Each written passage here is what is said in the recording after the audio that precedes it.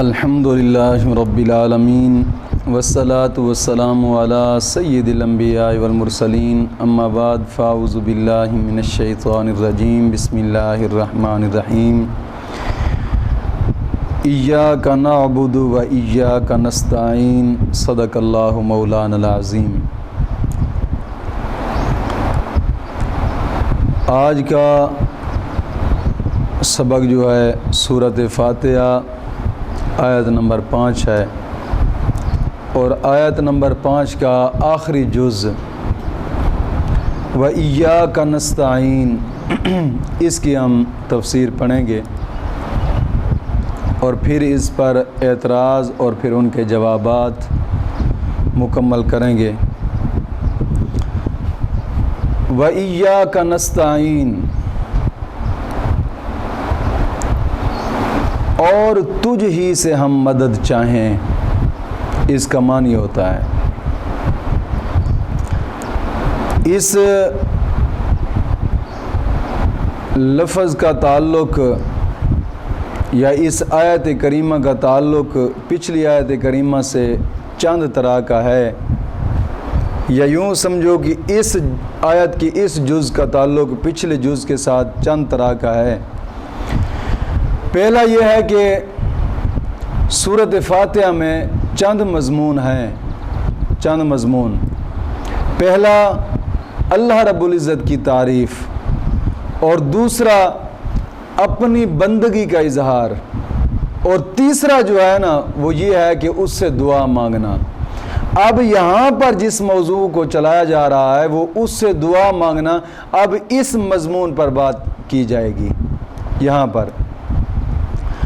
تو چونکہ دعا کے لیے ضروری ہے کہ کسی وسیلہ سے کی جائے،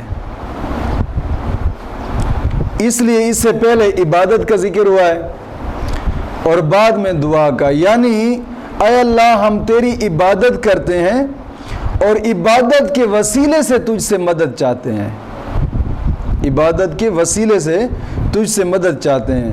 تفسیر عزیزی میں اسی مقام پر لکھا گیا ہے کہ اسی لیے جناب علی مصیبتوں کے وقت نمازیں پڑھی جاتی ہیں، صدقات دیے جاتے ہیں، نیک اعمال کیے جاتے ہیں، اور پھر رب سے دعا کی جاتی ہے تاکہ وہ عبادات قبولیت دعا کا ذریعہ وسیلہ بنے۔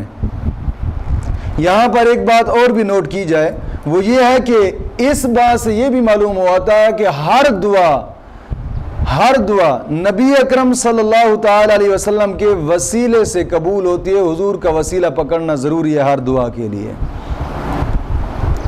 تاکہ وہ دعا قبولیت کا درجہ پا جائے، کیونکہ نبی اکرم صلی اللہ علیہ وسلم کی بارگاہ میں حاضری بھی رب کی عبادت ہے، حضور کی بارگاہ میں حاضری بھی رب کی عبادت ہے، اور ہر عبادت دعا کا وسیلہ ہے، ہر عبادت۔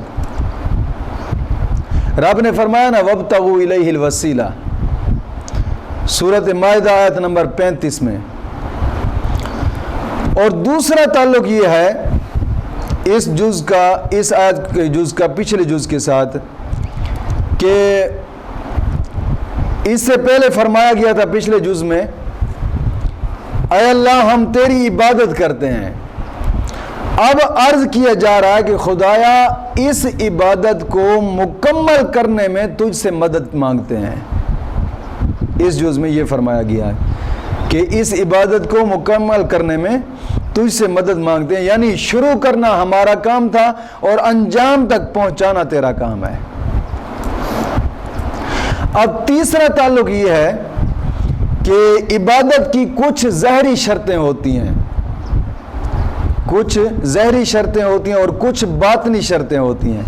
ظاہری شرط یہ ہوتی ہے کہ عبادت کے لیے وضو کرنا، ان کو ادائے شرط کہا جاتا ہے، عبادت کی ادائے شرطیں۔ اور ایک ہوتی ہے باطنی شرطیں کہ جناب علی جن کے بغیر عبادت قبول نہیں ہوتی۔ ایک ہوتا ہے کہ ادائے شرائط کہ جن کے بغیر عبادت ادا نہیں ہوتی، اور دوسری ہوتی ہے کہ جن کے بغیر عبادت قبول نہیں ہوتی۔ جن کے بغیر ادا نہیں ہوتی وہ شرائط، جس طرح کہ نماز کے لیے وضو کرنا، یہ شرط ہے، وضو نہیں ہوگا تو عبادت ادا بھی نہیں ہوگی۔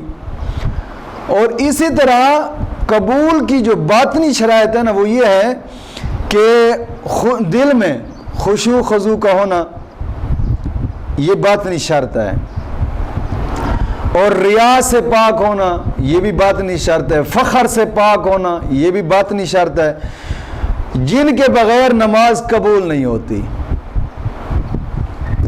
پہلی قسم میں جو وضو کرنا ہے نا، جو ادائے شرطوں میں آتا ہے، یہ بظاہراً انسان کے قبضہ میں ہے، یہ انسان کے قبضہ میں ہے، اور جو دوسری شرائط ہے نا یہ انسان کے بس کی بات نہیں ہے، انسان کے بس کی بات نہیں ہے۔ دوسری شرائط جو ہیں جناب علی، دل کا حاضر رہنا اور خیالات سے پاک ہونا، صاف ہونا، اور پھر یہ انسان کے قابو سے باہر ہیں۔ اس لیے پہلے فرمایا گیا ایاک نعبد، کہ ہم تیری عبادت کرتے ہیں، یہاں ظاہری شرطوں کی طرف اشارہ تھا۔ اب دوسری شرط جو باطنی شرطیں ان کے لیے فرمایا گیا ایاک نستعین، ان شرطوں میں یعنی ہم تیری مدد چاہتے ہیں، ہم تیری مدد چاہتے ہیں باطنی شرطوں میں۔ اور چوتھا تعلق یہ ہے کہ جناب علی اس سے پہلے رب تعالی نے اپنی عبادت کا ذکر کیا ہے،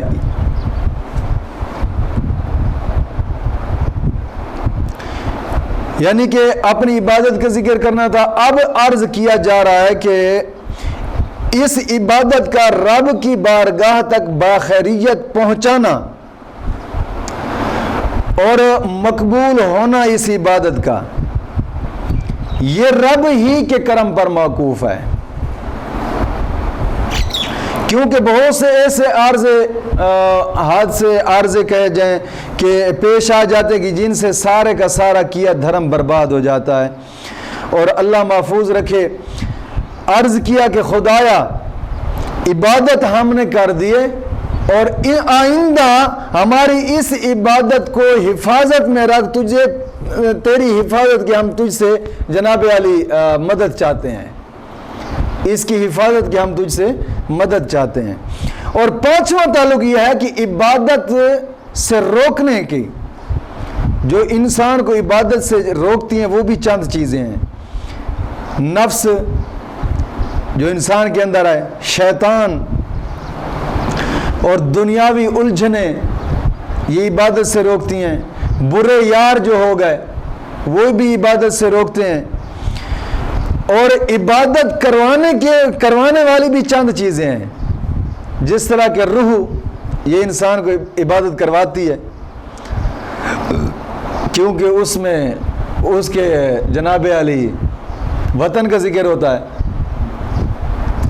اور دوسری جو چیز عبادت کرواتی ہے وہ ایمان ہے، ایمان ہوتا ہے تو جناب علی پھر عبادت بھی قبول ہوتی ہے، عبادت بھی انسان کرتا ہے۔ اور تیسری چیز جو ہے وہ قرآن ہے، وہ قرآن ہے کہ جب انسان قرآن پڑھتا ہے تو پھر بھی عبادت کی طرف مشغول ہوتا ہے۔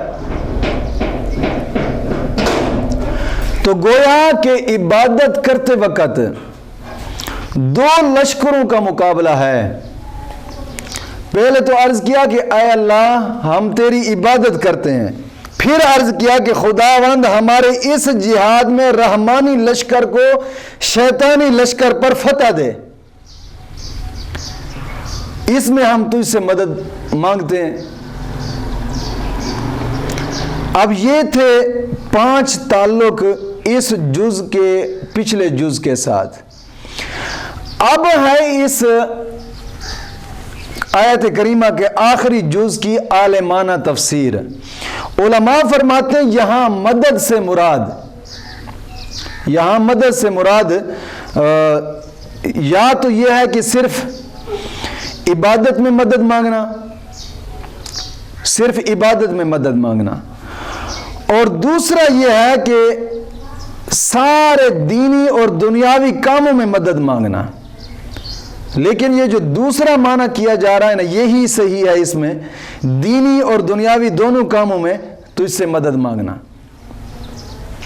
اور علماء بھی اسی دوسرے معنی کی طرف زیادہ تر جاتے ہیں کہ اے اللہ جس طرح ہم تیری عبادت کرتے ہیں اسی طرح تجھ ہی سے ہر کام میں مدد مانگتے ہیں.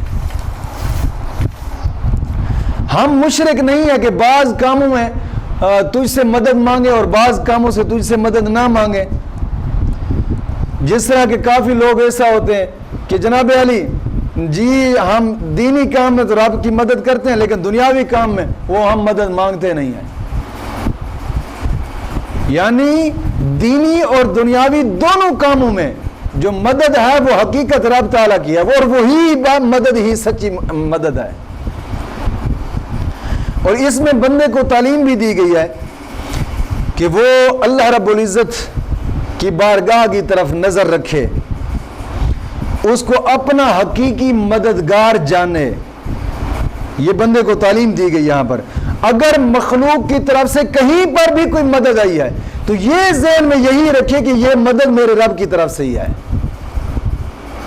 یہ مدد میرے رب کی طرف. وہابی طبقے کی طرح یہ نہ کہے کہ نہیں جناب علی غیر اللہ سے مدد مانگنا حرام ہے, غیر اللہ سے مدد مانگنا شرک ہے. اب انہیں کہا جائے کہ مرو تم جو جناب علی ہر اتوار کے اتوار اعلان کرتے ہو کہ مسجد کے لیے چندہ دے, مدرسے کے لیے چندہ دے, یہ مدد نہیں ہے. وہ کہ نہیں جناب یہ تو دنیا کا کام ہے. مرو یہ کہاں سے مانا آ گیا ہے کہ جناب علی کچھ کاموں میں رب کی مدد تم چاہتے ہو اور کچھ کاموں میں کہتے نہیں جناب یہ رب کی طرف سے مدد ہی نہیں ہے. کتنا بڑا پھر تم شرک کر رہے ہو حقیقت میں, اور قرآن کی آیت کو سمجھ بھی نہیں رہے. دونوں دینی اور دنیاوی دونوں کاموں میں رب تعالیٰ کی مدد چاہنا اور اس کی مدد حقیقی ماننا یہ مسلمان پر فرض ہے. جی یہ یاد رکھیے گا. یہ ایسے ہی ہے کہ میں ایک مثال دیتا ہوں. بجلی جو ہے بجلی سینکڑوں کام کرتی ہے, بجلی سینکڑوں کام کرتی ہے.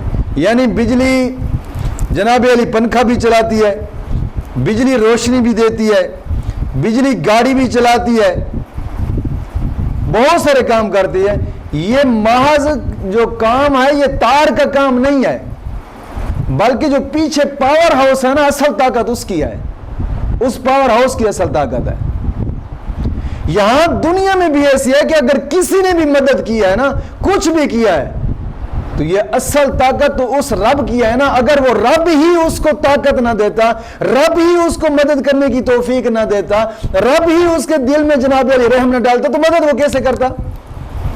تو در حقیقت یہ مدد رب کی ہی ہے, چاہے وہ دینی کام ہو چاہے وہ دنیاوی کام ہو. ہر کام میں حقیقی مدد رب تعالیٰ کی ہے. اور رب کو چھوڑ کر جناب علی کسی اور پر اعتماد کرنا یہ نادانی اور بے وقوفی ہے. یہ تھی اس کی عالمانہ تفسیر کا کچھ حصہ. اب ہے تفسیر سفیانہ کے بزرگ لوگ مدد کے معاملے میں کیا فرماتے ہیں. یہ تو عالم لوگوں کی بات تھی. بزرگ لوگ اب اس معنی میں کیا فرماتے ہیں. بزرگ لوگ کہتے ہیں جناب علی یہ جو مدد ہے یہ بھی ٹھیک ہے, یہ بھی ٹھیک ہے, لیکن مدد کا ایک اور درجہ بھی ہے. اس کے علاوہ مدد کا ایک اور درجہ بھی ہے کہ جب وہاں پر انسان پہنچتا ہے نا اس درجے پر, تو انسان ظاہری اسباب پر نظر رکھتا ہی نہیں ہے. ظاہری اسباب پر وہ نظر رکھتا ہی نہیں ہے. اس کی نگاہ ہی ڈائریکٹ رب کی بارگاہ میں جاتی ہے اور دنیا کے جناب علی ظاہری نظام کو دیکھتا ہی نہیں ہے.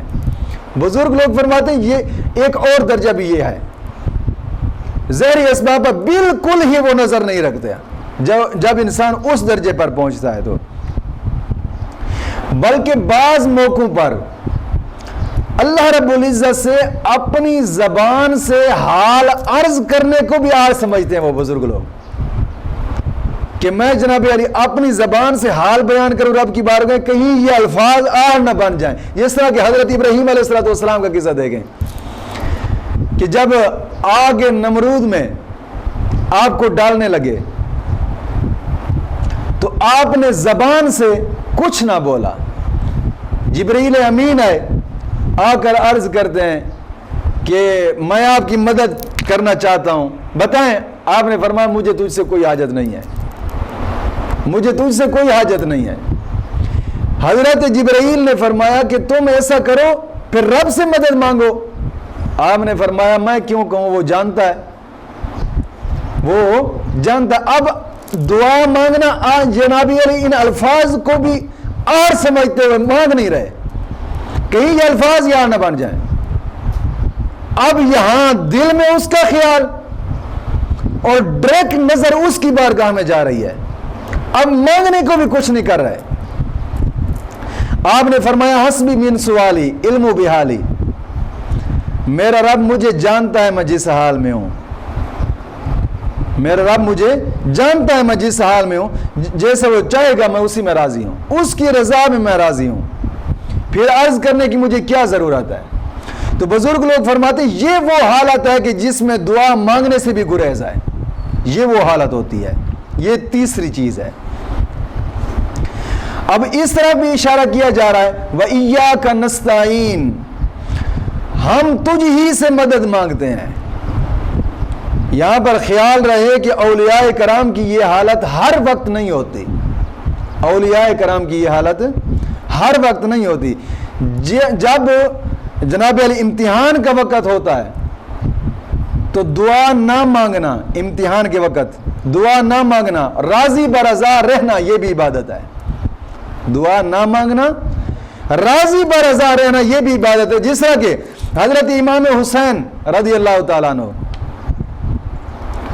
کسی نے بھی دعا نہ کی آپ کے قافلہ میں سے، کسی نے بھی دعا نہ کی۔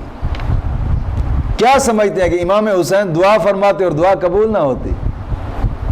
دعا نہیں کی، اس کی رضا پر راضی رہے۔ بات سمجھ آئے کہ نہیں؟ اس کی رضا پر راضی رہے کہ کسی نے یہ دعا نہیں کی کہ مولا کربلا کی مصیبت ہم سے ٹال دے، کسی نے بھی نہیں کی، اس کی رضا پر راضی ہو۔ کیونکہ جب بندگی کے اظہار کا وقت ہوتا ہے تو ہر چیز رب سے مانگو۔ بزرگ فرماتے ہیں جب بندگی کا اظہار کرنا ہو تو پھر رب سے ہر چیز مانگو، یہاں تک کہ جوتے کا تسمہ بھی مانگو۔ جب بندگی کا اظہار ہو تو پھر اسے ہر چیز مانگو، کیونکہ بندے کا کام ہی مانگنا ہوتا ہے، یہ اپنے رب سے مانگے۔ اور تفسیر کبیر اور تفسیر روح البیان میں اسی مقام پر فرماتے ہیں کہ حضرت خلیل علیہ السلام نے جب ایاک نستعین پر عمل کیا تو ان پر نمرودی آگ گلزار بن گئی ہے۔ تو جو مسلمان یہ عرض کرے کہ انشاءاللہ العزیز مولا کریم جہنم کی آگ سے اس کو نقصان نہ پہنچائے گا، تو جب مومن پل صراط سے گزرے گا تو یہ حدیث پاک میں آتا ہے کہ جب مومن پل صراط سے گزرے گا نا تو آگ پکارے گی کہ تیرا نور ایمانی مجھے بجھا دیتا ہے۔ مومن سے کہے گی کہ تیرا نور ایمانی مجھے بجھا دیتا ہے۔ بلکہ ایک وقت ایسا بھی آئے گا کہ جب ایک جنتی مسلمان گناہگار مسلمان کو نکالنے کے لیے جہنم میں جائے گا نا تو جہنم کی آگ اس پر اثر بھی نہیں کر سکے گی، جہنم کی آگ بھی اس پر اثر نہیں کر سکے گی، یعنی اس کے ایمان کا نور اتنا تیز ہوگا۔ تو بزرگ فرماتے ہیں کہ تیسرا درجہ یہ ہوتا ہے کہ دعا بھی نہ مانگنا، بس اس کی رضا پر راضی رہنا، یہ مدد کا تیسرا درجہ ہے۔ بزرگوں نے اس آیت کریمہ سے یہ نچوڑ نکالا ہے۔ اب ہے جناب علی میرا خیال ہے کہ اعتراضات جو ہیں یہ الگ ہی سبق ہونا چاہیے، یہ آخری الفاظ کو کاٹ دینا